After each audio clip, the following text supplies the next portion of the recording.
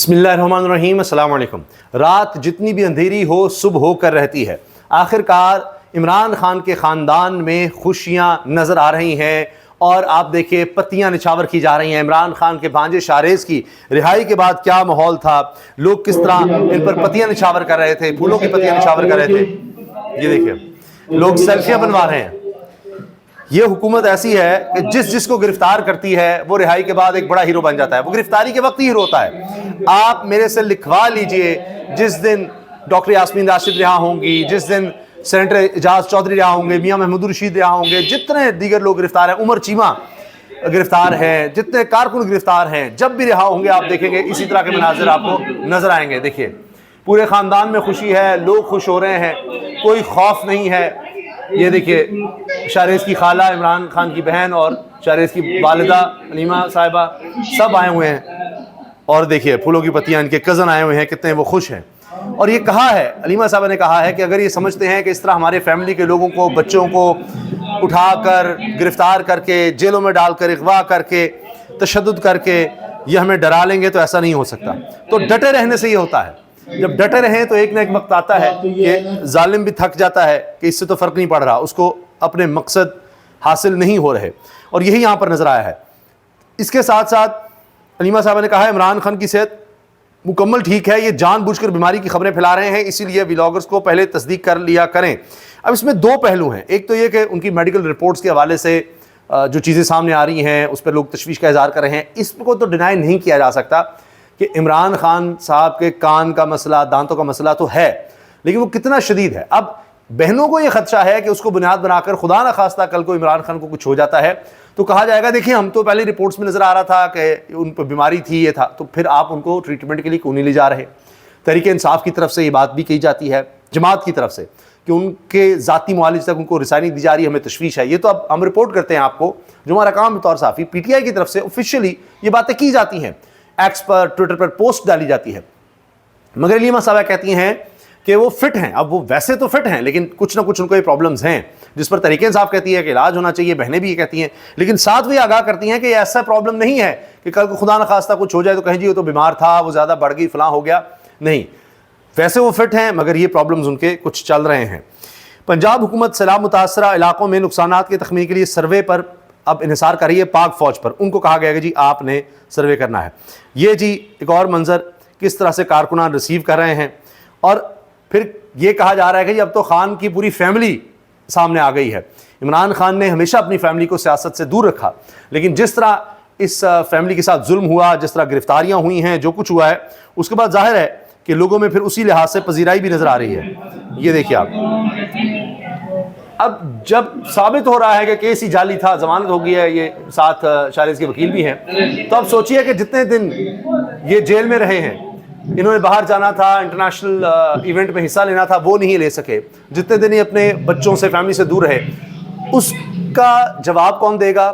اور کوئی مہذب معاشرہ ہوتا، کوئی اور ملک ہوتا جہاں کوئی قانون، انصاف، آئین، عدالتیں ہوتی، تو آپ دیکھیے کہ الٹا سزا ہوتی۔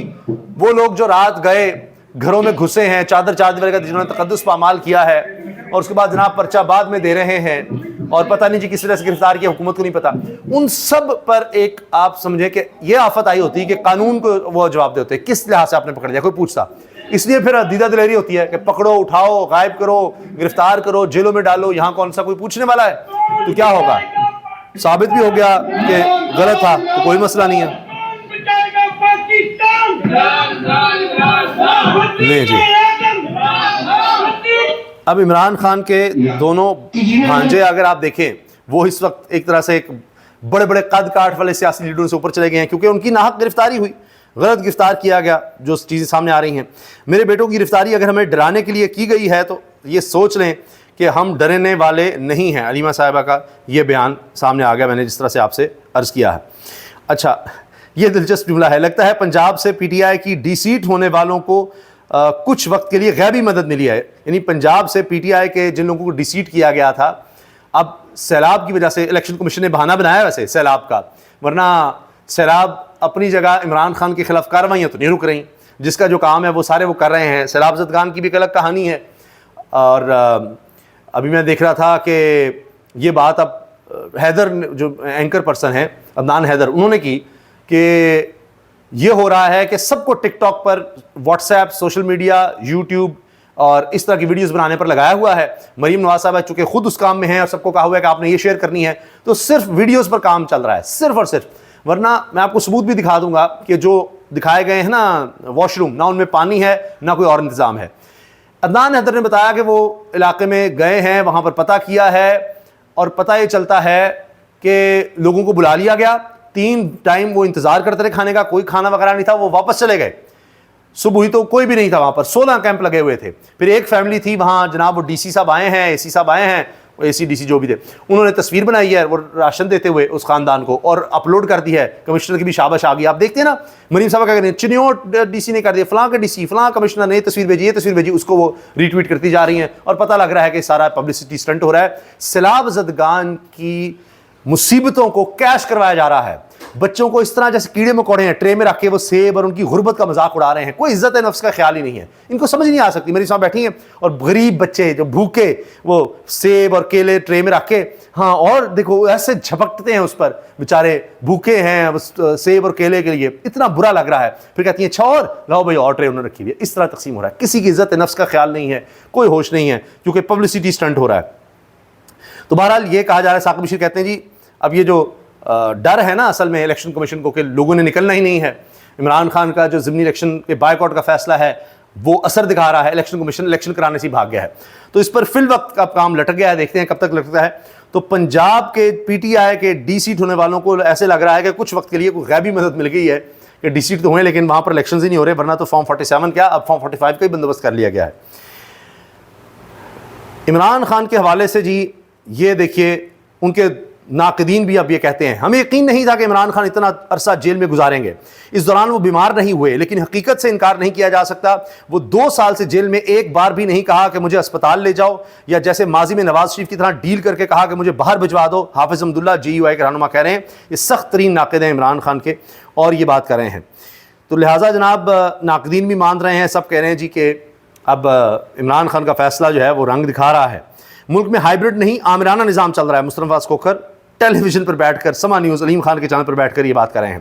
چودھری غلام صاحب سینئر صحافی کہتے ہیں اگلے ہفتے بڑی خبر ہو سکتی ہے، علی امین گنڈا پور مذاکرات کی میز پر آنے کے لیے تیار ہیں، جہاں وہ عمران خان کی رہائی کا مطالبہ کریں گے، مگر پارٹی کے اندر اس پر اتفاق رائے موجود نہیں ہے۔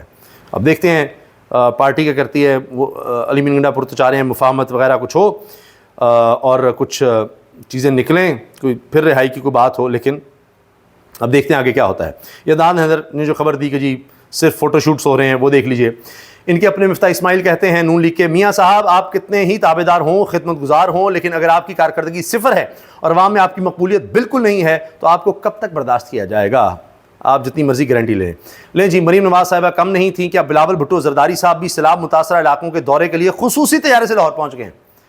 خصوصی طیارے سے ہی پہنچیں گے اور سیلاب زدگان کے ساتھ وہی فوٹو شوٹس ہوں گے، وہی سب کچھ ہونا ہے جو مریم کر رہی ہیں کہ جی میں کیوں پیچھے رہوں، مجھے بھی خصوصی طیارہ تھا چاہیے۔ وہ جاپان گئی ہیں، چلے میں لاہور تو آ سکتا ہوں نا جی، وہ یہاں آ گئے ہیں اور اب یہاں بھی فوٹو شوٹس شروع ہو جائیں گے، یہاں پر یہی سلسلہ چلنا ہے۔ عمران خان کو 4 اگست کو آفر دی گئی کہ بیرون ملک چلے جائیں، عمران خان نے کہا میں مقصد کے لیے جیل میں ہوں اور آفر ٹھکرا دی۔ جب احتجاج کی کال ہوتی ہے اس ایک دن پہلے کہتے ہیں جی پھر آپ کے لیے ہم ڈیل لا رہے ہیں۔ 5 اگست کو بھی یہ تھا ڈیل کہ جی احتجاج کرنے لگی تحریک انصاف اور بڑا بھرپور احتجاج ہوا، ہزاروں لوگ گرفتار ہوئے، تو اس سے پہلے پھر ڈیل آ گئی تھی۔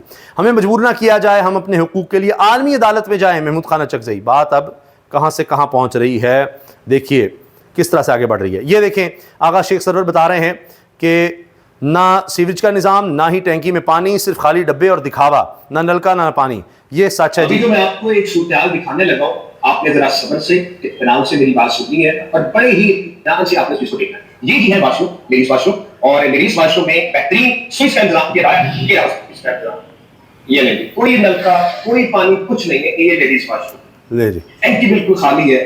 میں آپ کو تھوڑا صورتحال دکھاتا ہوں، بدبو شدید ہے اور بدبو شدید ہے۔ یہ ہیں جی وہاں کے واش روم، نہ کوئی پانی نہ کچھ، بس نیچے وہ لگا کے اب دیکھیے کموڈ بس وہ رکھا ہوا ہے اور کچھ بھی نہیں۔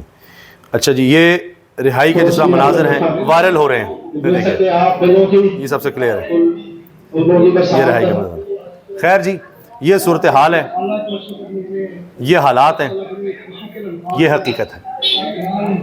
اللہ حافظ۔